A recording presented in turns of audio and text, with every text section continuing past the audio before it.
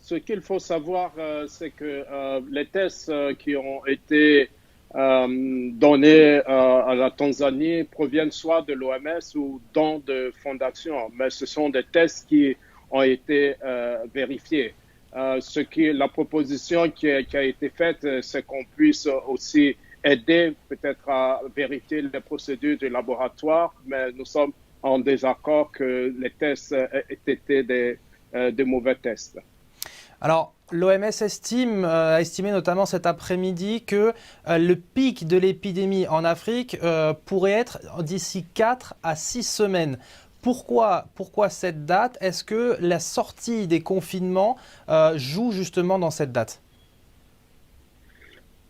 Cette date, c'est un peu lié sur une modélisation basée sur la situation actuelle. Et il s'agit en fait de pays qui ont une transmission communautaire, soit le tiers des pays du continent qui pourraient atteindre ce pic. Maintenant, l'ampleur du pic ou la rapidité d'atteinte de ce pic-là dépend des mesures qui sont en cours en ce moment qu'il convient de maintenir ou bien de suivre de façon beaucoup plus attentive dans ce processus de déconfinement.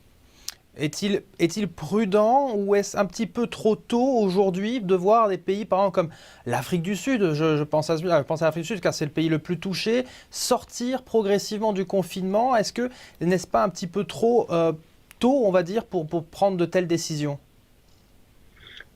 Pour nous, nous disons que pour prendre ces décisions-là, il faut absolument bien analyser la tendance et avoir une capacité de réponse qui soit assez décentralisée, même au niveau des villes en dehors des grandes capitales. Donc, une capacité de détection de cas, de confirmation, mais aussi de prise en charge. Et quand ces conditions sont réunies et qui montrent qu'on a plus ou moins sur l'épidémie, alors le déconfinement peut se faire parce que cela a aussi un impact énorme. Et la crainte, c'est que ces mesures ne soient plus suivies par rapport aux contraintes de survie qui s'exercent sur certaines parties de la population. Docteur, j'aimerais aborder avec vous la question des remèdes traditionnels. On parle beaucoup de plantes comme l'artémisia, notamment distribuée sous une certaine forme par Madagascar ces dernières semaines.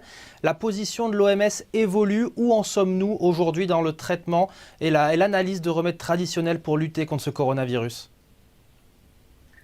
L'analyse de médicaments traditionnels, notre position a toujours été claire, c'est qu'il faut que cela se fasse à travers un protocole clair qui puisse permettre de savoir que le médicament en question est efficace, qu'il est inoffensif pour l'homme. Et donc, c'est de ces deux aspects qu'il faut absolument contrôler à travers un protocole scientifique. Et donc, nous incitons les pays à utiliser les instituts de recherche et nous sommes disponibles pour les accompagner dans ce processus-là, ce qui n'a pas encore été le cas pour le médicament en question. Justement, le Covid organique, c'est ce qu'il a été délivré trop tôt parce que vraiment Madagascar l'a distribué à plusieurs pays. Brièvement, est-ce que c'est trop tôt de voir ce Covid organique s'être donné à plein de personnes à travers le continent?